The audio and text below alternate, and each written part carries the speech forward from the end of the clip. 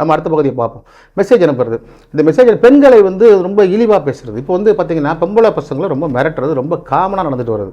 ஏன்னா இயற்கையிலே பெண்களை பொறுத்த வரைக்கும் என்னை பொறுத்த என்னோட தினம் மென்மையானவர்கள் நான் சொல்லுவேன். பெண்களை பொறுத்த வரைக்கும் வீரம் தீரம்லாம் பின்னாடி இருக்குது. இருந்தாலும் பேசிக்காக பார்த்தீங்கன்னாக்கா ரொம்ப சாஃப்ட் நேச்சர் கொண்ட பெண்கள் தான் நிறைய பேர் லோன்ஸ் எடுத்திருக்காங்க. பட் அவங்கெல்லாம் பார்த்தீங்கன்னா ஏதாவது கன்சர்ன் ஒர்க் பண்ணிட்டு இருப்பா. அவங்களுக்கு ஃபோன் பண்ணி மிரட்டுறது. வீட்டுக்கு வருவேன், அம்மா கிட்ட சொல்லுவேன், அப்பா கிட்ட சொல்லுவேன். இந்த ஸ்கூல் பசங்க சொல்லுவோம் தெரியுமா, மிஸ்ஸுக்கிட்ட மாட்டி விடுவேன் அப்படின்ற மாதிரி இவங்க வந்து வீட்டுக்கு சொல்லுவேன், உங்கள் ஹஸ்பண்ட்டை சொல்லுவேன், அவங்கள்ட்ட சொல்லுவேன் சொல்லி மிரட்டுறது. எதுக்கு திட்டனிங் பண்ணி பணம் வாங்குறது. இப்போ பணம் இல்லாத பெண்கள் என்ன பண்ணுவாங்க புரியுதுங்களா? அவங்களுக்கு வந்து மனசுக்குள்ளே போட்டுக்கிட்டு அவங்களால வெளியே சொல்ல முடியாது, மெல்லவும் முடியாது, முழுங்கவும் முடியாது நிலமையில இருக்கிறாங்க. அவங்களுக்கு உண்டான அட்வைஸ் என்னென்னா, நீங்கள் என்ன பண்ணணும்? இப்போ ஃபோன் பண்ணுறாருன்னா உங்ககிட்ட ஒரு பெரிய ஆயுதம் இருக்குது பெண்கள்கிட்ட. இன்றைக்கி பெண்களுக்கு ஃபேவரான சட்டம் எவ்வளோ இருக்குது தெரியுமா? பெண்கள் வந்து இன்றைக்கி எல்லா துறையிலையும் முன்னேறிட்டு வராங்க. அதனால் பெண்களுக்கு ஃபேவரான சட்டங்கள் நிறைய இருக்குது. அதனால் நீங்கள் கையில் எடுங்க. உமன் ஹராஸ்மெண்ட் ஆக்ட் எடுத்துருங்க, கையில் எடுத்துருங்க, முடிஞ்சு போச்சு.